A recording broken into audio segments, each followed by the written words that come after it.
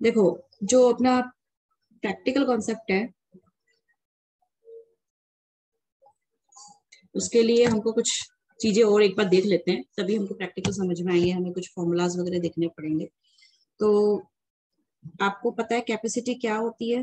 पता है भाई, जो मैक्सिमम अपनी जो लोड हम उठा सकते हैं, या मैक्सिमम अमाउंट दैट समबडी या समथिंग कैन, मतलब समबडी कैन डू, और जो मशीन है वो मैक्सिमम आपको कितना प्रोडक्शन करके दे सकती है, वो अपनी कैपेसिटी है।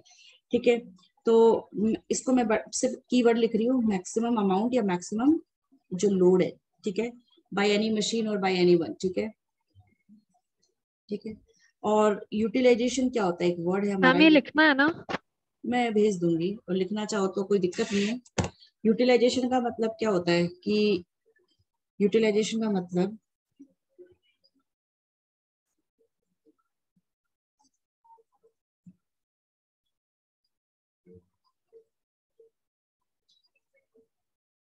It's effective use of something और समवन, मतलब ये मैंने इन जनरल लिखा है। ठीक है, अब इन दोनों को मिला के अगर लिखते हैं, एक तो कैपेसिटी को अलग लिखा और यूटिलाइजेशन को अलग लिखा, और कैपेसिटी को यूटिलाइजेशन करना, इसको लिखना चाहे तो इसका क्या डेफिनेशन बन सकता है? It is the extent to which a firm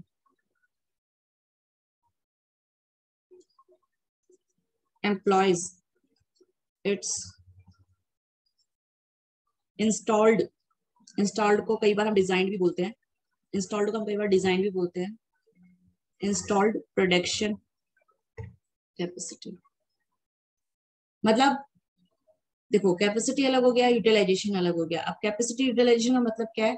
किस हद तक, है ना, किस लिमिट तक, किस एक्सटेंट तक एक फर्म बोलो या एक कंपनी बोलो या फैक्ट्री बोलो, है ना, अपनी प्रोडक्शन कैपेसिटी को, जो उसने प्रोडक्शन कैपेसिटी इंस्टॉल करी है, उसका किस लिमिट तक, है ना, वो क्या करता है? यूटिलाइजेशन कर लेता है। मतलब दोनों, एक एक हमने कोई चीज इंस्टॉल करी है, इसकी अगर ये 100% कैपेसिटी है, ठीक है, तो ये हम कह रहे हैं कि 100% है, तो ये हमने डिजाइन करी है, इसको मशीन की कैपेसिटी डिजाइन इतनी है। लेकिन आप उसका, इस मशीन का आप इतना परसेंट भी अगर यूज कर लेते हो, और बाकी जो है अगर आप इसका इतना परसेंट अगर आप छोड़ देते हो, तो हम इसको क्या कह सकते हैं? इसको हम बोल सकते हैं अपना कैपेसिटी यूटिलाइजेशन। अब इसको और थोड़ा सा देखते हैं तो समझ में आएगा। तो डिजाइन का मतलब हमने तब फुल डिजाइन या 100%, 100%। अभी एग्जांपल लेंगे तो समझ में आएगा। और कैपेसिटी यूटिलाइजेशन का मतलब 100% में से आपने कितना यूज किया है, तो वो कैपेसिटी को कितना यूटिलाइज किया है। तो जैसे ये पार्ट आपने यूटिलाइज नहीं किया है, तो ये अनयूटिलाइज हो गया। ठीक है, अनयूटिलाइज। और जो यूटिलाइज किया उसको कैपेसिटी यूटिलाइजेशन बोलेंगे। इतना तो हमको एक जनरल टर्म्स में हमको समझ में आ गया। ठीक है, अब आगे इसको देखते हैं कि भाई अपना जो डिजाइन कैपेसिटी होता है ना, अपना हमने एक वर्ड यहाँ पे काम में लिया, डिजाइन कैपेसिटी, है ना, वो क्या होता है? एक हमारा होता है इफेक्टिव कैपेसिटी, वो क्या होता है, और एक हमारा होता है एक्चुअल कैपेसिटी, तो वो क्या होता है, तो उसको हम देखते हैं। ठीक है, तो हम सबसे पहले क्या करते हैं, अपने टाइप्स लिख लेते हैं। क्या लिख देते हैं? Types of, practical point of view से अपन को लिखना है। ठीक है, तो टाइप्स ऑफ कैपेसिटी, वैसे तो हमने थियोरेटिकली पूरा चैप्टर पढ़ लिया है, राइट, थियोरेटिकली तो पूरा चैप्टर पढ़ लिया है, लेकिन हमको इसका प्रैक्टिकल पॉइंट ऑफ व्यू से कुछ टर्म्स समझने हैं और उसका फॉर्मूला समझना है। ठीक है, तो टाइप्स ऑफ कैपेसिटी के हिसाब से देखते हैं, तो ये ना प्रैक्टिकल पॉइंट ऑफ व्यू से अगर देखते हैं, तो ये मोटा मोटा अपना 3 प्रकार का होता है। आप अगर लिखना चाहते हैं तो अच्छा है, लिख लीजिए। ठीक है, तो पहली तो अपनी कैपेसिटी हो गई इंस्टॉल्ड कैपेसिटी, या इसको हम बोल सकते हैं हमने क्या डिजाइन की थी वही हमने इंस्टॉल, या हमने क्या सोचा था, वो कैपेसिटी जो हमने सोची है या बनाई है या इंस्टॉल करी है या डिजाइन की है, वो अपनी इंस्टॉल कैपेसिटी है। ठीक है, और फिर है अपना नेक्स्ट इफेक्टिव कैपेसिटी, और थर्ड लास्ट है अपना एक्चुअल कैपेसिटी।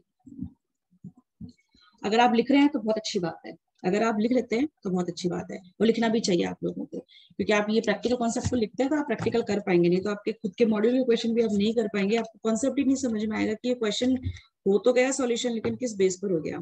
ठीक है, अच्छा, इसको ना हम इसका डेफिनेशन लिख लेते हैं, फिर इसका एक एग्जाम्पल लेंगे तो आपको और अच्छे से समझ में आ जाएगा। ठीक है, तो अगर इसको मोटा मोटा बोला जाए तो इसका मतलब क्या है?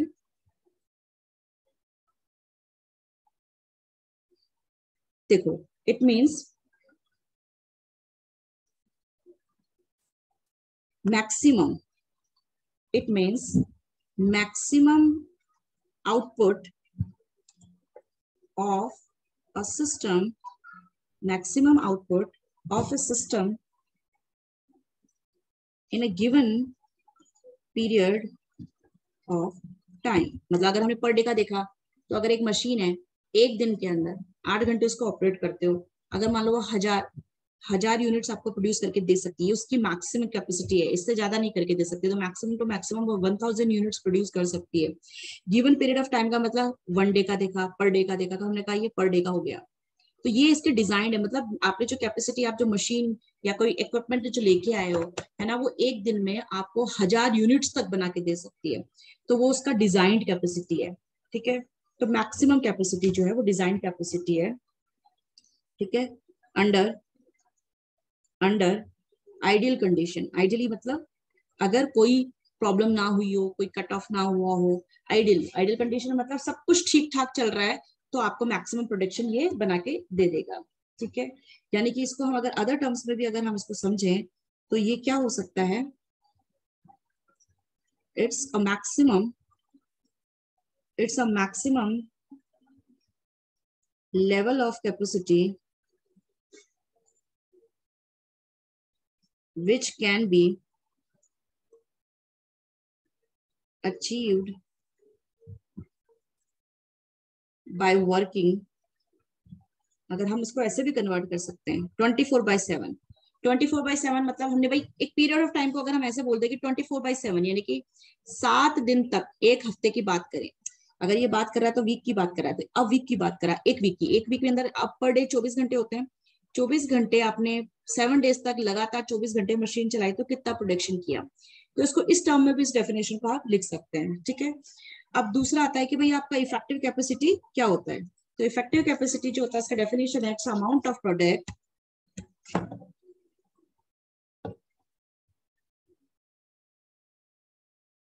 अमाउंट ऑफ आउटपुट, लिख लो output that can be produced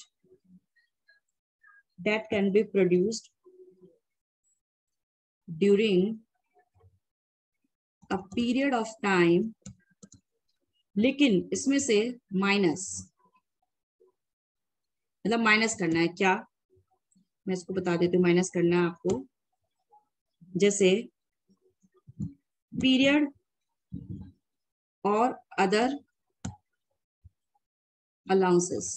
अगर पीरियड की बात करें, कौन से पीरियड, जैसे आपका आइडल टाइम होता है, ठीक है, आपका जो लंच टाइम होता है, ठीक है, या आपका कोई रेस्ट टाइम है जो आइडली सबको प्रोवाइड किया जाता है, जो लंच टाइम है कि भैया हाँ अगर 9 घंटे की शिफ्ट है तो 1 घंटे का ब्रेक है, तो वो तो आइडली होगा ही होगा। तो इसका मतलब 24/7 तो आप उस मशीन को रन नहीं कर पा रहे, लेकिन हमने क्या करा, 24/7 का मतलब होता है कि आपने जैसे 24 घंटे मशीन चलाई, अगर पीरियड ऑफ टाइम ले ले एक दिन, और एक दिन में होते हैं 24 घंटे, अगर 24 घंटे लगातार आप उस मशीन को रन करते तो 1000 यूनिट्स प्रोड्यूस कर देगी। लेकिन आप सोचो आपके यहाँ पे तो 9 आवर्स की शिफ्ट है, ठीक है, तो 9 आवर्स की शिफ्ट में वो कितना प्रोडक्शन कर पाएगा, और उसमें से भी हमें क्या करना पड़ेगा, अदर जो टाइम होता है, अदर जो अलाउंसेस होता है, मतलब आपका जो एक्चुअल पीरियड है उसमें से कुछ अदर पीरियड्स को माइनस करना पड़ेगा, जो आपके पास में अवेलेबल टाइम होगा, उस अवेलेबल टाइम के अंदर वो कितना प्रोडक्शन फिर भी कर लेगा। तो हम 9 आवर्स की सब फैक्ट्रीज मान लो 9 आवर्स चलती है, तो 9 आवर्स के अंदर 1 घंटा ब्रेक लगा दिया तो 8 आवर्स चलेगा, तो 8 आवर्स तो मशीन चलेगी ही चलेगी। इस 8 आवर्स में आप कितना प्रोडक्शन कर लेते हो, वो आपका इफेक्टिव प्रोडक्शन हो जाएगा। ठीक है, अब एक्चुअल प्रोडक्शन का मतलब क्या है, अलाउंसेस क्या रिप्रेजेंट कर रहा है? अलाउंसेस का मतलब जो हम टाइम अलाउ करते हैं, जो टाइम हम अलाउ करते हैं, भाई लंच टाइम अलाउ करते हैं, रेस्ट टाइम अलाउ करते हैं, है ना, और जैसे मशीन को फिट करने का, या जैसे कई बार मशीन को स्टार्ट करने में अगर मान लो 10 मिनट लग जाते हैं, जैसे मान लो हमको क्लास स्टार्ट करने में लैपटॉप को अदर सिस्टम को सेट करना है, तो कम से कम 5 मिनट हमको लग जाते हैं लॉग इन करने के अंदर, सिस्टम को ऑपरेट करने में, तो ये जो है ये टाइम मतलब लगेगा ही लगेगा। तो ये जो टाइम है अलाउंसेस, मतलब ये टाइम के लिए अलाउंसेस बोल रहा है। अगर आपको इसमें समझने में अगर दिक्कत हो रही है तो यू कैन इरेज दिस, ये हटा दो, ये एक सेकेंड, कुछ हट गया ना शायद, एक सेकेंड, ये ऐसे ये अलाउंसेस समझ में नहीं आ रहा, तो ये सब ऐसे हटा दो, ऐसे हटा दो, और इसको ऐसे समझ लो पीरियड लाइक, ठीक है। ठीक है, ऐसा समझ लो। अब एक्चुअल का मतलब क्या निकलेगा, एक्चुअल कैपेसिटी का मतलब क्या निकलेगा, इसका मतलब निकलेगा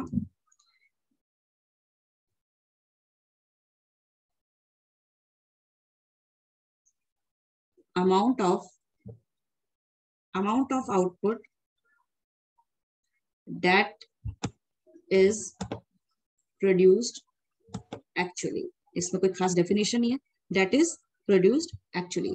तो अब क्या करा कि अगर मान लो अगर 1000 घंटे जो है वो आप अगर 1000 मतलब आपका जो 1000 यूनिट्स है वो आप प्रोड्यूस कर रहे हो 24 आवर्स में, तो समझो कि आप पर आवर कितना प्रोड्यूस कर लेते हो, आप 42 यूनिट्स प्रोड्यूस कर लेते हो।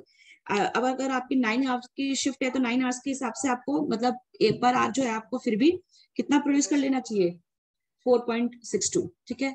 लेकिन आप 4.62 यूनिट्स बना लेनी चाहिए पर आवर, लेकिन आपने एक्चुअली क्या किया, मान लो लाइट चली गई या मान लो कि आप है ना रेस्ट टाइम है आपका जो 1 घंटे का जो ब्रेक टाइम है उसको आप 1.5 घंटे में पूरा करके आए, तो मशीन उतनी ही कम चलेगी। तो आप ना 1 घंटे के अंदर मान लो आपने एक्चुअली 3 यूनिट्स ही प्रोड्यूस की, तो हम ये क्या कह सकते हैं, क्या इसका मतलब क्या निकला कि 1 घंटे में मशीन डिजाइन करी हुई कि 1 घंटे में वो 42 यूनिट्स बना देगी। और हम अगर 9 घंटे की शिफ्ट लगाते हैं तो फिर 4.6 मतलब ऑलमोस्ट 5 यूनिट्स बना देगी। लेकिन इधर उधर जो हमारा कुछ अगर लाइट चली गई, जैसे आज लाइट चली गई तो क्लास नहीं हो पाई फॉर एग्जाम्पल, तो इसी तरीके से कुछ ऐसे रीजंस हो जाते हैं जिसकी वजह से आपका जो इफेक्टिव प्रोडक्शन वो है ना वो क्या होता है, वो उतना नहीं कर पाए जितना जैसे 5 यूनिट्स आपको प्रोड्यूस कर लेनी चाहिए थी, लेकिन आप एक्चुअली 3 यूनिट से प्रोड्यूस कर पाए। उसके रीजन कुछ भी हो सकता है, जैसे अगर इसका रीजन कुछ भी हो सकता है, कोई ब्रेक डाउन हो गया, ठीक है, लेबर जो है लेबर एब्सेंट हो गया, ठीक है, मतलब पावर कट हो गया, हम ये बोला कि पावर कट हो गया, ठीक है, कोई अदर रीजन की वजह से एक्चुअली हम जो प्रोडक्शन कर सकते थे वो भी हम नहीं कर पाए, तो वो 3 तक ही हमने गेन किया, तो दैट इज एक्चुअल कैपेसिटी। यहां तक कोई दिक्कत है, यहां तक कोई दिक्कत है क्या? अच्छा, यहाँ तक कोई दिक्कत नहीं है, चलो जी। सर मैम ये ब्रेकडाउन के बाद क्या लिखा है? मैंने लिखा ब्रेकडाउन, लेबर एब्सेंट हो गया या पावर कट हो गया, तो इसकी वजह से आप एक्चुअली जो इफेक्टिव प्रोडक्शन जो होना चाहिए था वो नहीं कर पाए और उससे भी कम कर पाए, क्योंकि और अदर रीजंस भी हो गए। भाई हमने कुछ रीजंस तो दे दिए कि ये लो तुम्हें अलाउड है ना, तुम इसको ले लो और उसके बाद में तुम प्रोडक्शन कर लेना, लेकिन उसके अलावा भी कुछ ऐसी चीजें होती है जिसकी वजह से हम क्या कर सकते हैं इफेक्टिव, जैसे मान लो दिन में 24 घंटे आप 24 घंटे आप पढ़ोगे, पढ़ सकते हो क्या, आप 24 घंटे होते हैं आपके पास में पढ़ने के लिए, बट एक्चुअली आपने कितने घंटे पढ़े? आप सोचते चलो यार 24 घंटे होते हैं बट मैं 10 आवर्स या 12 आवर्स का तो इफेक्टिव स्टडी कर ही लूंगा, लेकिन कुछ रीजन हो गए, कोई गेस्ट आ गया या फिर से वही लाइट वाइट चली गई, तो आप है ना 7 घंटे ही पढ़ पाए। तो आप इफेक्टिवली पढ़ते तो 12 घंटे, एक लॉन्ग सिटिंग दे देते तो 12 घंटे पढ़ लेते, लेकिन कुछ रीजन ऐसे हो गए कि नहीं पढ़ पाए, तो 7 घंटे ही पढ़ पाए, ठीक है। तो ये अपना क्या है, डिजाइन, इफेक्टिव और एक्चुअल में डिफरेंस, ठीक है, समझ लिया यहाँ तक? अब नेक्स्ट हाँ टॉपिक मैम। आता है, हाँ अब नेक्स्ट टॉपिक आता है how to calculate efficiency. Efficiency कैसे कैलकुलेट करें, तो इसके लिए फॉर्मूला है आपके पास में जो भी एक्चुअल आउटपुट है, ठीक है, और आपकी जो इफेक्टिव कैपेसिटी है, मतलब इफेक्टिवली आप कितना प्रोड्यूस कर सकते थे लेकिन आपने एक्चुअल में कितना प्रोड्यूस किया है इनटू 100, तो वो आपका निकल जाएगा एफिशिएंसी। तो ये एफिशिएंसी कैलकुलेट करने का फॉर्मूला बन गया, ठीक है। अब है how to calculate utilization. Utilization क्या होता है, तो यूटिलाइजेशन के लिए फॉर्मूला लिख लो आप लोग, आउटपुट लिख लो, कैपेसिटी लिख लो, चलो अगर आप इसकी जगह अगर आप कैपेसिटी भी लिख देते ना तो कोई फर्क नहीं पड़ रहा, ठीक है। एक्चुअल कैपेसिटी लिख लो डिवाइडेड बाय इंस्टॉल्ड, जिसका इफेक्टिव कैपेसिटी गिवन होगी क्या क्वेश्चन में? हाँ अभी क्वेश्चन करेंगे ना तो आपको और क्लियर हो जाएगा, ठीक है। समझना पड़ेगा आपको एक्चुअल क्या है, इफेक्टिव क्या है और डिजाइन क्या है, ये क्वेश्चन में समझना पड़ेगा। यहाँ तक आपने फॉर्मूला लिख लिया, प्लीज ये 2 फॉर्मूलाज लिख लीजिए कि एफिशिएंसी का फॉर्मूला लिख लीजिए और यूटिलाइजेशन का फॉर्मूला लिख लीजिए आप लोग, ठीक है। यूटिलाइजेशन का मतलब मैंने आपको बताया था ना कि भाई आपके पास में अगर 24 घंटे अवेलेबल थे और आप उसमें से एक्चुअली कितना प्रोड्यूस कर, मतलब कितने घंटे पढ़े, हमने कहा आप 7 ही, जैसे हमने कहा था ना 24 घंटे आप पढ़ सकते थे, पूरे दिन में 24 घंटे कोई नहीं पढ़ सकता है, तो 12 घंटे, क्योंकि सोना भी तो होता है 10-12 घंटे, तो 12 घंटे तो पढ़ सकते हैं, दिन के 12 घंटे सोना रात के और 12 घंटे जगना, तो 12 घंटे पढ़ सकते हैं, लेकिन एक्चुअली नहाना धोना इधर उधर कोचिंग वोचिंग जाना तो आप 7 घंटे ही पढ़ पाए। तो हमने क्या सोचा कि डिजाइन पूरा दिन कितना डिजाइन है, 24 घंटे का डिजाइन एक डे होता है। और इफेक्टिवली अगर आप यहाँ वहां नहीं जाते हो, सिर्फ बैठ के पढ़ते हो एक जगह लगातार, तो इफेक्टिवली बट यार खाना पीना भी होता है, सोना होता है, अदर वर्क भी होते हैं, तो एक्चुअली आपने 7 घंटे ही गेन किए। तो यहाँ पे जो आपका जो ऊपर आपने जो लिखा एफिशिएंसी, तो अगर आपने एफिशिएंसी कैलकुलेट की तो आपने कहा कि भाई 12 घंटे मुझे मिलते हैं एक्चुअली दिन के डे टाइम के, और उसमें से मैंने 7 घंटे ही पढ़ा। लेकिन और इसमें देखें यूटिलाइजेशन का मतलब क्या होता है कि आपका पूरा दिन 24 घंटे का है, अब उसमें से आपने 7 घंटे पढ़ा। एक तो होता है कि 12 में से आपने 7 घंटे पढ़ा, और एक होता है 24 में 7 घंटे पढ़ा। तो आपने यूटिलाइज मतलब आपका पूरा डे 24 घंटे का होता है, आपने उसको 7 घंटे एक्चुअली यूज किया। और एफिशिएंसी का मतलब होता है कि इफेक्टिवली आपके पास में 12 घंटे थे, लेकिन एक्चुअली आपने 7 घंटे यूज किए। ठीक है जी, आया समझ में? यस हाँ मैम। ठीक है, आप लिख लेना, इस चीज को समझ लेना। ठीक है, तो ये दो चीजों में फर्क है कि ऊपर जो है न्यूमरेटर, वो दोनों ही फॉर्मूले में सेम है। न्यूमरेटर पार्ट जो है दोनों फॉर्मूले में क्या है, सेम है। इफेक्ट एफिशिएंसी में इफेक्टिव लिखा हुआ है, और यूटिलाइजेशन में नीचे डिजाइन लिखा हुआ है। ठीक है, ये यहाँ तक बहुत सिंपल था। अब इसको एक छोटा सा एग्जांपल फिर से मैं लेती हूँ और आपको समझाने की कोशिश करती हूँ। ठीक है, देखो जैसे मान लो एक एग्जांपल लेते हैं हम लोग। जैसे मान लो आपकी एक ट्रांसपोर्टेशन कंपनी है और एक ट्रक है, for example this can be truck और नॉट। देखो मेरा इतना अच्छा नहीं है, व्हाट वो क्या बोलते हैं उसको, ड्राइंग। ठीक है, तो मान लो ये आपके ट्रक्स हैं। ठीक है, तो दीज आर ट्रक, या ट्रांसपोर्टेशन कंपनी, ये आपका एक ट्रक है। ठीक है, अब एक ट्रक नहीं है वैसे, एक्चुअली देखा जाए तो हमारी जो ट्रांसपोर्टेशन कंपनी है, और इस ट्रांसपोर्टेशन कंपनी का नाम है एबीसी कंपनी। ठीक है, या एबीसी ट्रांसपोर्टेशन कंपनी। तो हमारे पास में अगर हम कहें कि 50 ट्रक्स जो है टोटल है, और टोटल मतलब हम 50 ट्रक्स पर डे की ट्रांसपोर्टेशन सर्विस दे सकते हैं। मतलब एक दिन के अंदर हम 50 ट्रक्स किसी को अगर चाहिए तो हम ट्रांसपोर्टेशन के लिए अवेलेबल करवा सकते हैं, सामान को भिजवाने के लिए।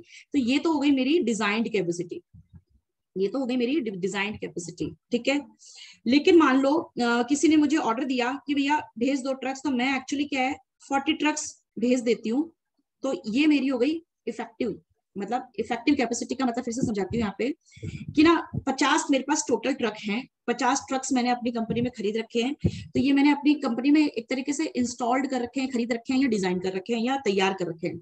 लेकिन है ना एक बारी में मैं 40 ट्रक ही भेज पाती हूँ, क्योंकि कई बार ऐसा होता है कि ट्रक्स जब काम करके आते हैं तो उनको बहुत लॉन्ग लॉन्ग रूट्स कवर करने पड़ते हैं, तो उनमें कुछ ना कुछ ब्रेकडाउन, कुछ ना कुछ खराबी, कुछ ना कुछ सर्विस वो हमेशा मांगते हैं। तो ऐसे मान लो कि 10 ट्रक्स जो है हमेशा अंडर मेंटेनेंस रहते हैं। तो अगर अंडर मेंटेनेंस रहते हैं तो इफेक्टिवली तो मैं 40 ही दे सकती हूँ, मतलब चाहे मेरे पास 50 हर बार है, लेकिन इफेक्टिवली 40 तो मैं फिर भी आपको दे ही सकती हूँ, समझो। ठीक है, क्योंकि 10 ट्रक हमेशा ही क्या रहते हैं, मेरे मेंटेनेंस में रहते हैं। तो इफेक्टिवली मेरे पास 40 ट्रक्स ही अवेलेबल है। समझ में आ रहा है? मोटा मोटा 50 ट्रक्स तो मैंने खरीद रखे हैं, लेकिन रूट करके आते हैं इधर उधर पूरा ऑल इंडिया का पूरा डिलीवरी करा के आते हैं, तो उनको कुछ ना कुछ मेंटेनेंस चाहिए। तो 10 ट्रक्स हमेशा मेरे, ऑलमोस्ट 10 ट्रक्स जो है वो हमेशा मेंटेनेंस में रहते हैं। तो इफेक्टिवली का मतलब क्या है, 40 ट्रक्स तो हमेशा फिर भी मैं प्रोवाइड करा सकती हूँ। अब किसी दिन आया मान लो कि रिया आई और बोली कि मुझे ट्रक्स दे दो, मेरे को अपना सामान भिजवाना है, और काफी सारा सामान जो है गेहूं भिजवाना है कर्नाटका, ठीक है, फ्रॉम राजस्थान। तो हमने कहा ठीक है। तो मैंने जब अंदर कांटेक्ट किया अपनी कंपनी में, तो मैंने कहा मेरे आपको टोटल 36 ट्रक्स ही प्रोवाइड कर सकती हूँ। तो उसने पूछा क्यों? तो फिर मैंने कहा एक्चुअली मैं आपको 36 ट्रक्स ही प्रोवाइड कर सकती हूँ। तो इसको मैं 36 ट्रक्स को एक्चुअल कैपेसिटी लिखूंगी, क्योंकि जो मेरे 40 ट्रक्स को चलाने के लिए मान लो 40 ड्राइवर चाहिए। लेकिन आज क्या हुआ कि उसमें से मान लो कि आपके 4 ड्राइवर जो है दे आर ऑन लीव। तो आपके जो 4 ड्राइवर हैं वो क्या है, एब्सेंट है। अगर वो एब्सेंट है तो आज ही आपको चाहिए और आज ही आपने मांगे, तो मैं आपको 4 एब्सेंट है तो मैं आपको फिर वो 4 ड्राइवर की वजह से 4 ट्रक्स प्रोवाइड नहीं करा पा रही, तो मैं आपको 36 प्रोवाइड कर रही हूँ। ठीक है, तो एक्चुअली मैंने फिर कितना प्रोवाइड किया, समझ में आया आपको? एक एग्जांपल समझ में आ रहा है आप लोगों को? तो अगर देखा जाए तो मैंने कहा मेरी एफिशिएंसी कितनी निकली, फिर मेरी ट्रांसपोर्टेशन कंपनी की एफिशिएंसी निकाल के बताओ। तो हमने कहा ठीक है, एफिशिएंसी के लिए आपको क्या करना पड़ेगा, एक्चुअली मैं 36 ट्रक्स ही प्रोवाइड कर पा रही हूँ और मेरे पास 40 ट्रक्स हमेशा रहते हैं, इनटू 100। तो कितना निकल के आया, 36 डिवाइडेड बाई 40 करूंगी तो कितना निकल के आया, 90% मेरा एफिशिएंसी है। 100% में से 90% एफिशिएंसी मेरे पास मेंटेन्ड है। लेकिन फिर क्या हुआ, आपने क्या किया, यूटिलाइजेशन का मतलब मैंने यूटिलाइज कितना किया, तो आपके पास 50 ट्रक का था आपका कंपनी के अंदर टोटल कैपेसिटी, लेकिन एक्चुअली फिर 36 दे रहे हो इंटू 100, तो कितना हो गया आपका, कितना हो गया आपका 72। तो यूटिलाइजेशन देखा तो 72% है, क्योंकि यूटिलाइज कितना किया, 50 था और 36 से तो यूटिलाइज कर पाते हो, टोटल में से आपने कितना यूटिलाइज किया, ठीक है, टोटल में से एक्चुअली कितना आप प्रोवाइड कर पाते हो। तो 72% मेरा क्या यूटिलाइजेशन है। यूटिलाइज कब करते हो, टोटल में से कितना आपके पास में। अब उसमें चाहे वो चाहे अंडर मेंटेनेंस थे चाहे ठीक थे, तो सभी को मिला के 72% यूटिलाइजेशन है। और अगर एफिशिएंसी देखा जाए तो मतलब है कि 40 ट्रक्स तो ऑलवेज अवेलेबल, बट रीजन कुछ ऐसे और भी अदर क्रिएट हो गए जिसकी वजह से मेरी एफिशिएंसी 100 की जगह 90 आ रही है। ठीक है, लिख लेना इसको।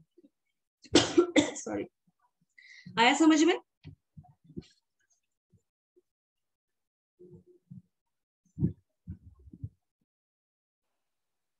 ये आपने क्वेश्चन लिख लिया ना,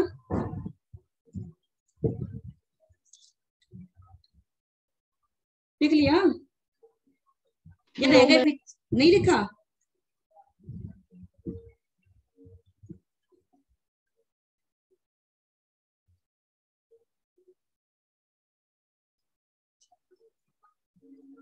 चलो हो गया, बता देना। आदित्य लिख रहे हो क्या, मोहित लिख रहे हो। हाँ मैम। कृष्णा लिख रहे हो, कृष्णा तुम बोलते नहीं हो। रिया विजय, रिया नाथानी लिख रहे हो। Yes ma'am. चलो फिर मैं आगे बढ़ू, अगर लिख लिया तो बता देना मेरे को। 2 मिनट में।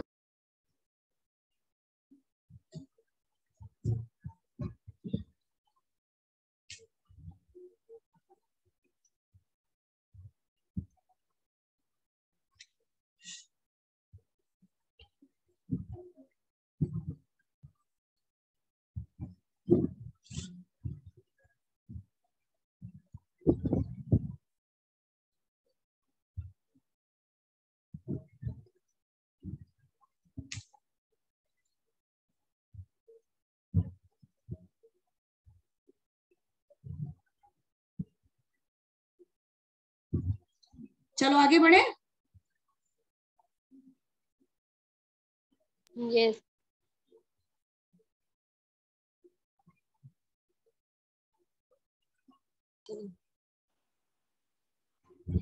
देखो एक और टॉपिक हमको थोड़ा सा प्रैक्टिकल अंडरस्टैंड करने के लिए लेना पड़ेगा। वो अपना टॉपिक है अपना, देखो हाउ टू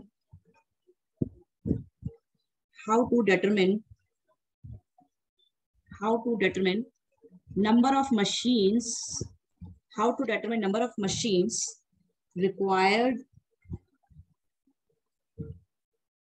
to achieve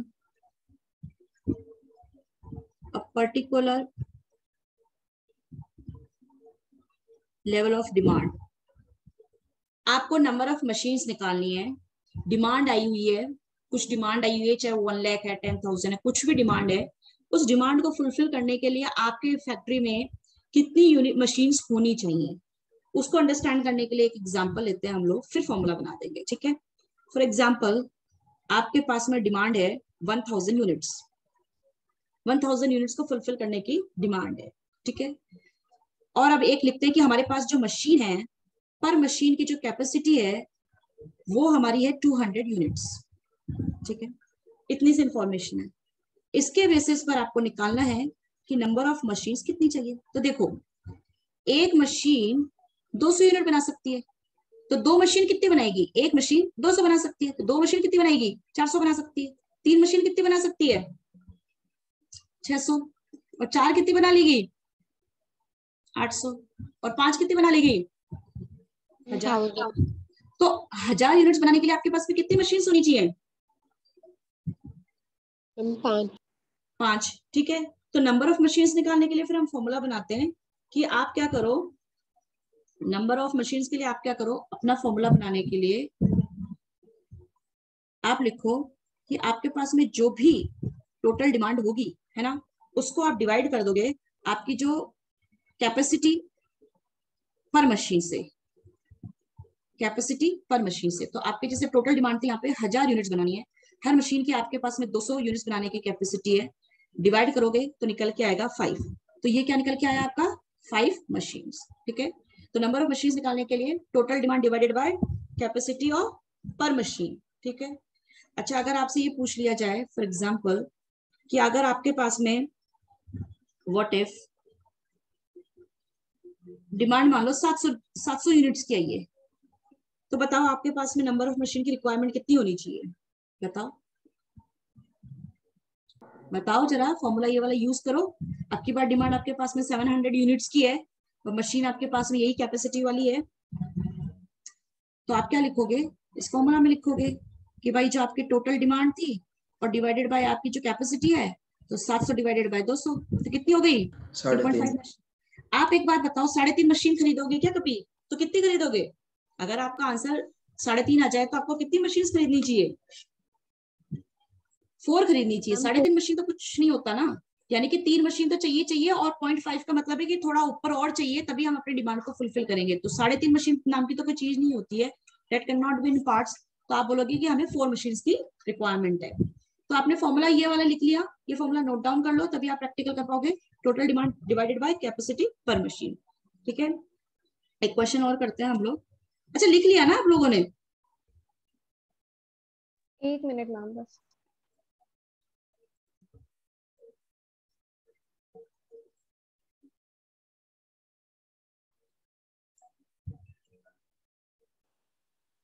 एक क्वेश्चन आप लिख लीजिए प्लीज।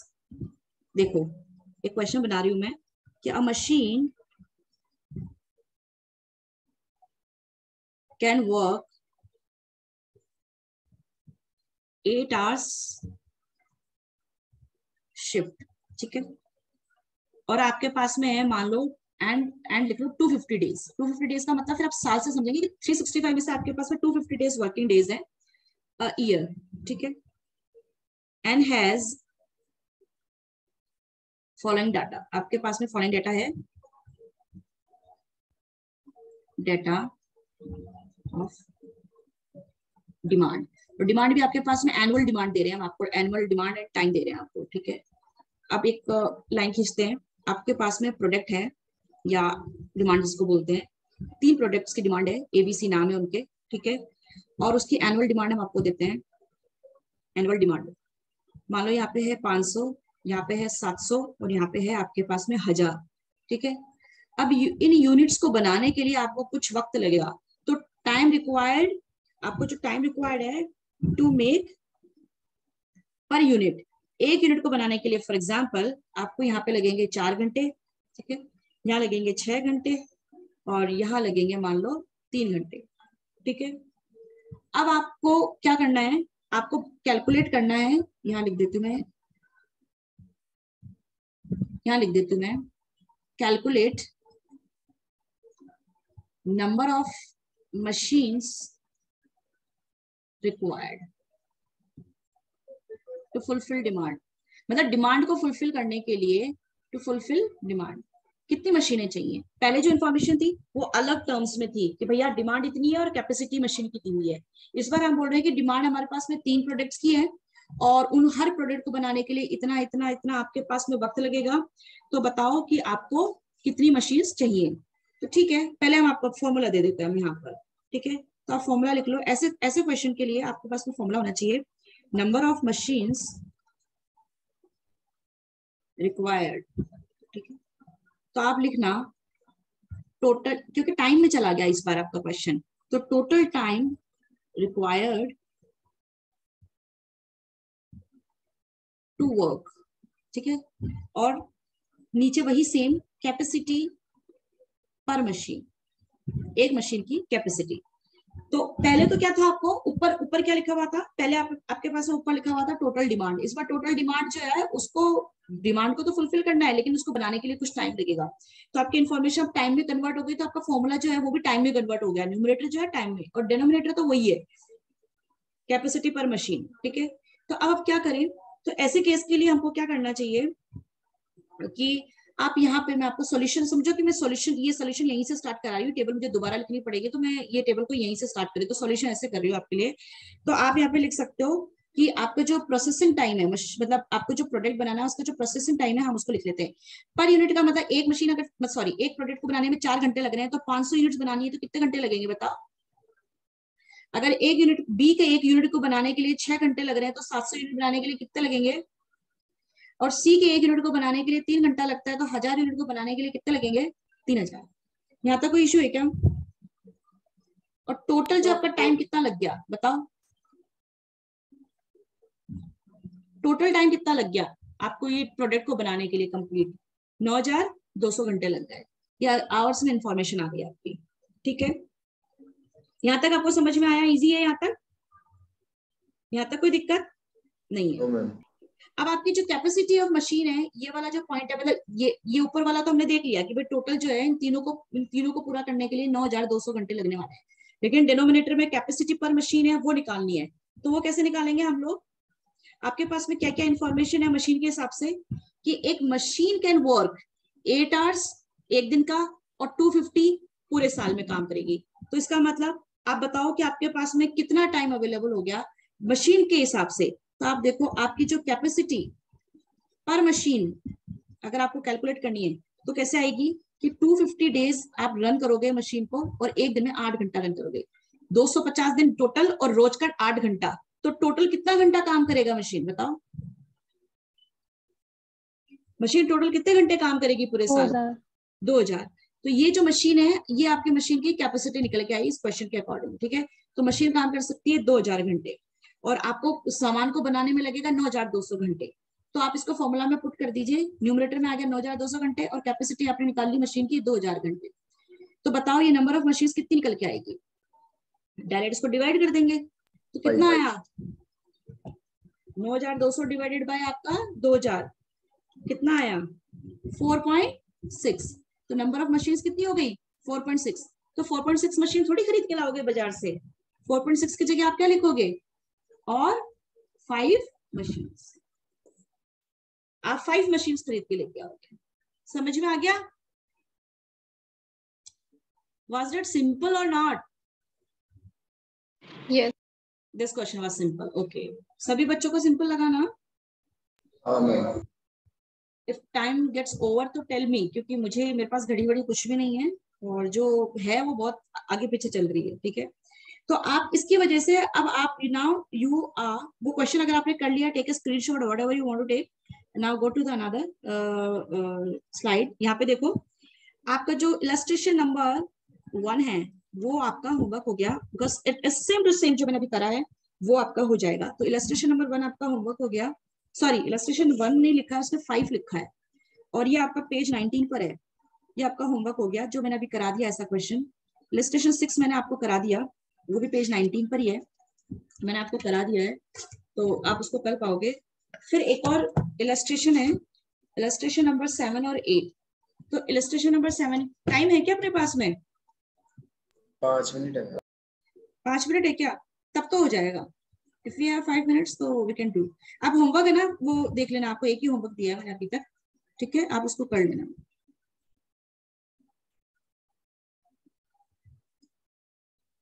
ठीक है, चलो एक क्वेश्चन और ले लेते हैं हम लोग। पहले तो उसका टॉपिक ही लेना पड़ेगा हमको।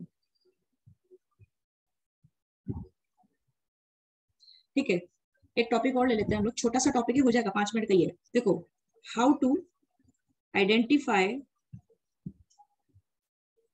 bottleneck work center, how to find या how to identify bottleneck work center। ठीक है, तो मतलब bottleneck work center हमको कैसे निकालना है। तो bottleneck का पहले मतलब जानते हैं। ठीक है, जैसे मान लो आपको ना कुछ यूनिट्स प्रोड्यूस करनी है तो सबसे पहले आपने क्या किया, यहाँ से रॉ मटेरियल इंट्रोड्यूस किया। तो रॉ मटेरियल आपने इंट्रोड्यूस किया मान लो 1000 यूनिट्स का। ठीक है, ठीक है, अब वो एक मशीन है या एक वर्क स्टेशन, फॉर एग्जाम्पल एक वर्क स्टेशन है, उस वर्क स्टेशन का नाम है वर्क स्टेशन ए। और जब वो यहाँ से इंसर्ट करते हो अपना रॉ मटेरियल तो कुछ ना कुछ आपका स्क्रैप हो जाएगा, कुछ ना कुछ वेस्ट हो जाएगा, तो आप इसमें से 800 यूनिट्स बन के निकल जाएंगे। जैसे आपने मशीन या वर्क सेंटर ए में डाला, इस ए में से आपने 1000 डालने पर 800 बन के निकलेगी। फिर अभी पूरा नहीं निकला है, अभी फिनिश कुछ नहीं हुआ है, मतलब कुछ सेमी प्रोसेस्ड ही है। फिर इसको दूसरे वर्क स्टेशन बी में से गुजरना पड़ता है। जब यहाँ से 800 बी में गई तो वो 700 निकाल के देगी आपको, ठीक है। अगर ये आपने बी मान लो सी में गया, अभी पूरा नहीं हुआ है, प्रोसेसिंग चल रही है, वर्क इन प्रोसेस है, तो बी में से जो 700 यूनिट गई, तो ये देखो क्या हुआ, ये देखो यहाँ पे ऐसा समझो कि यहाँ पे 1200 यूनिट्स लिखा मैंने, अभी मैं इसका मतलब समझाती हूँ। फिर ये मान लो तीसरा के बाद में चौथा एक और वर्क स्टेशन है 1000 यूनिट्स, ऐसे समझो। फिर ये फाइनली बनके निकलता है, फाइनल फिनिश गुड्स बोल दो इसको, ये एक्चुअल आउटपुट बोल दो इसको। एक्चुअल आउटपुट आपका जो है मान लो 600 यूनिट्स। अब इसमें क्या मतलब है, कुछ गड़बड़ हो गया ऐसा लग रहा है आपको? तो गड़बड़ कुछ नहीं हुआ है, तो इसे समझते हैं कि आपको बॉटल नेक का मतलब समझाना है अभी पहले, कि बॉटल नेक का मतलब क्या होता है, कि ये आपके 4 अलग अलग डिपार्टमेंट्स हैं या 4 अलग अलग मशीन है, और ये समझ लो कि ये मशीन 800 यूनिट्स प्रोड्यूस करके देगी, मतलब इसकी कैपेसिटी कितनी हो गई 800। अगर ये 700 यूनिट्स प्रोड्यूस करके देगी तो इसकी कैपेसिटी कितनी हो गई 700, ये 800 ये 700। सी अगर 1200 यूनिट्स बना के देती है तो इसका मतलब इसकी कैपेसिटी कितनी हो गई 1200, ठीक है, और ये 1000। अब ये ऐसे समझ लो कि अभी वापस से समझ लो इसको कि ये रोकते कि 1000 यूनिट्स अभी यहाँ से छोड़ो, ये इनकी जो है ये इनकी कैपेसिटीज है चारों की, ए की, बी की, सी की और डी की। तो अब एक बात बताओ, अगर मैं यहाँ से 1000 यूनिट्स डालूंगी तो ये 1000 यूनिट में यहाँ पे डालूंगी तो ये 800 बना के देगा, राइट, बना देगा। फिर मैं 800 को यहाँ बी में डालूंगी तो ये 700 यूनिट बना के देगा, बना देगा। अगर मैं 700 को यहाँ सी में डालूंगी तो 1200 बना के दे सकता है क्या, पहले तो ये बताओ। अगर मैंने यहाँ से 700 यूनिट ही डाला बी से सी में तो 1200 कैसे बन जाएगा? जब मैंने 700 ही डाला है तो 1200 कहां से बन जाएगा? तो यहाँ पे क्या हुआ कि ये जो अपना बी पॉइंट है, क्योंकि यहाँ 1200 की इसकी कैपेसिटी तो है बट वो 1200 प्रोड्यूस ही नहीं कर सकता क्योंकि पीछे से 700 ही आ रहा है, तो यहाँ से तुम 1200 कैसे बना लोगे? तो ये जो अपना वर्क सेंटर है यही अपना क्या है, ये जो वर्क सेंटर है यही क्या है अपना बॉटल नेक वर्क सेंटर है। ये क्या अपना बॉटल नेक वर्क सेंटर है, मतलब इसकी कैपेसिटी अगर पीछे से कम है तो आप, अब एक पहले भी मैंने कभी आपको समझाया, जैसे एक बॉटल नेक का मतलब क्या होता है, this can be a bottle, ठीक है। अब यहाँ से तो क्या है, इसकी कैपेसिटी क्या है, चौड़ाई बहुत ज्यादा है, तो लेकिन आप कितना ही चौड़ी बोतल हो, लेकिन यहाँ पे क्या हुआ, इसकी गर्दन जो है बॉटल की वो नैरो है। तो अगर यहाँ पे मान लो यहाँ से अगर देखा जाए तो 50 ml एक साथ में पानी, मतलब पानी है तो गिर सकता है, लेकिन यहाँ की जो कैपेसिटी है वो रिड्यूस होकर मान लो 10 ml है। तो 50 ml का पानी, अगर ये बॉटल इतनी ही चौड़ी होती जितनी की वो नीचे से है, जैसे कि एक मग होता है, तो अगर 50 ml है यहाँ से तो 50 ml पानी एक साथ गिर जाएगा। लेकिन अगर बॉटल नेक का मतलब है कि बॉटल की जो नेक होती है वो क्या होती है, नैरो होती है, तो आप कितना ही पानी का कैपेसिटी यहाँ पे फ्लो कराना चाहें वो 10 ml से ज्यादा हो ही नहीं सकता है। और इसी की वजह से ये जो बॉटल की नेक की वजह से हमने कहा कि वो क्या करती है, एक ना डिस्टर्बेंस क्रिएट करती है या एक ना प्रॉब्लम क्रिएट करती है, एक रुकावट पैदा करती है कि जितना फ्लो होना चाहिए पीछे से वो यहाँ पे आके रुकता है, ठीक है। चाहे अब इस एक बोतल से आपको दूसरी बोतल में पानी भरना और उसकी चाहे वापस से 50 ml की कैपेसिटी हो, लेकिन रुकावट तो यही आ गई ना, तो दैट इज क्या है आपका बॉटल नेक। और फिर एक बात बताओ, इसकी वजह से क्या समझ में आया हमें, अब आप चाहे यहाँ पे आगे कितनी भी हाई कैपेसिटी इंट्रोड्यूस कर दो, कितनी भी हाई कैपेसिटी इंट्रोड्यूस कर दो, आपका 700 से ज्यादा अभी प्रोडक्शन होने की नहीं है, ठीक है। तो जहां पे सबसे मिनिमम हो गया, यानी कि सबसे मिनिमम अगर देखो ABCD में सबसे मिनिमम कैपेसिटी कहां पर है, बी पर है ना। तो अगर आपको पूछे विच इज द बॉटल नेक, तो जहां सबसे मिनिमम आपको क्या दिखे, आउटपुट प्रोडक्शन यूटिलिटी दिखे, कैपेसिटी दिखे, वो आपका बॉटल नेक, तो देख के आपको बताना पड़ेगा। तो आपके जहां पे सबसे मिनिमम या सबसे ज्यादा लिमिटेड आपकी कैपेसिटी हो उसको आप क्या कहेंगे, बॉटल नेक कैपेसिटी बोलेंगे, ठीक है। यहां तक तो कोई दिक्कत ही नहीं है ना, यहाँ तक कोई दिक्कत नहीं है ना? No ma'am. ठीक है मैम। हाँ जी मैम तो फिर जो 700 के बाद मतलब 1200 है तो वो नहीं काउंट करेंगे? फिर क्या होगा, देखो एक्चुअली तो आपने 600 बनाया, इसका मतलब आपने 700 डाला, सी और डी में भी गुजरा 700 और 700 ही गुजरा, लेकिन बीच में कहीं ना कहीं थोड़ा बहुत स्क्रैप हुआ होगा, थोड़ा सा घुसावट हुई होगी और फाइनली वो 600 ही दे पाया। समझ में आया? तो अब आप 700 मैक्सिमम टू मैक्सिमम आप 700 एक्सपेक्ट कर सकते हो, लेकिन फिर भी बीच में कुछ ना कुछ सी और डी में कुछ ना कुछ उसको रॉ मटेरियल कुछ ना कुछ हुआ होगा और वो फिनिश होते होते वो 600 तक ही रह पाया। तो आप देखो कि 700 रह सकता था लेकिन 600, लेकिन ये नहीं हो सकता कि 700 से 800 बना लो, 900 बना लो, इससे ज्यादा हो ही नहीं सकता है। तो आपको यहाँ पे जो क्वेश्चन है ना, आपका क्वेश्चन है, आपका मॉड्यूल का एक क्वेश्चन है, क्वेश्चन नंबर 7, इलस्ट्रेशन नंबर 7, जो कि पेज नंबर 20 पर है। वो क्वेश्चन जो है उसमें उसने यही बोला है कि A, B, C और D इसका 380 दे दिया, उसने 360 दे दिया, यहाँ पर 340 दे दिया, यहाँ पे 400 दे दिया, और जो रॉ मटेरियल इंसर्ट किया इसने यहाँ पर, और फाइनली वो यहाँ पे 300 यूनिट बना पा रहा है। मैं आपसे अगर सीधा सा पूछूं कि बॉटलनेक वर्क सेंटर क्या है, तो आप बता पाओगे क्या? सबसे मिनिमम कैपेसिटी कहाँ पर है बता? हाँ जी, ABCD, हाँ ABCD, तो सबसे मिनिमम कौन है इन चारों में? तो C is our bottleneck work center. C is our bottleneck work center. समझ में आ गया? Yes ma'am. This is bottleneck. Class हो गई? मैम आ गई क्या? पहले मुझे बता दो आप, अगर मैम आ जाए तो बता देना। मैम आ जाए तो बता। आ गए। ठीक है, एक और थोड़ा सा 2 मिनट मैम। मैं एक होता है सिस्टम कैपेसिटी। सिस्टम कैपेसिटी का मतलब होता है कि मैक्सिमम हम कितना यूनिट्स प्रोड्यूस कर सकते हैं। ठीक है, तो मैक्सिमम कितना यूनिट, सिस्टम कैपेसिटी का मतलब है कि मैक्सिमम हम कितना यूनिट्स प्रोड्यूस कर सकते हैं। बताओ आप, यहाँ 380 है, 360 है, 340 है और 400। बताओ आप मैक्सिमम अगर प्रोड्यूस कर सकते हैं तो कितना प्रोड्यूस कर सकते हैं? कहीं ना कहीं आके देखो, यहाँ हम सोच रहे थे 380 मैक्सिमम होगा, लेकिन वो थोड़ा सा रिड्यूस होकर 360 रह गया, तो हमने सोचा चलो 360 तो मैक्सिमम हो सकता है, लेकिन ये भी नहीं हो पाया, यहाँ पे आके 340 से रह गया। फिर हमने सोचा 340 हमारा मैक्सिमम हो सकता है। ठीक है, ये 400 है, लेकिन हमारा मैक्सिमम एक्चुअल में तो हमने तो कितना प्रोड्यूस किया? एक्चुअल में हमने 300 प्रोड्यूस किया, लेकिन अगर हमको कैपेसिटी के हिसाब से देखा जाए एज ए होल पूरे सिस्टम में, ये हमारा पूरा सिस्टम है, इस पूरे सिस्टम में अगर मैक्सिमम टू मैक्सिमम आप कितना प्रोड्यूस कर पाओगे? 340। 340 बताओ। एक्चुअली तो आपने 300 किया, लेकिन इन चारों को देखते हुए अगर आपको जवाब देना पड़े पूरे सिस्टम में, तो मैक्सिमम कितना होता है? वही जो बॉटलनेक सेंटर प्रोड्यूस करके देगा, उससे ज्यादा नहीं हो सकता है। तो बॉटलनेक सेंटर का जो यूनिट्स होगा 340 है, तो वही आपका क्या होगा? मैक्सिमम कैपेसिटी होगा। ठीक है जी। और लास्ट अपना होगा एक सिस्टम एफिशिएंसी। सिस्टम एफिशिएंसी का फॉर्मूला हो जाएगा आपका एक्चुअल आउटपुट आपने कितना प्रोड्यूस किया divided by system capacity. System capacity, तो एक्चुअल आउटपुट कितना प्रोड्यूस किया आपने? एक्चुअल आउटपुट कितना प्रोड्यूस किया आपने? 300।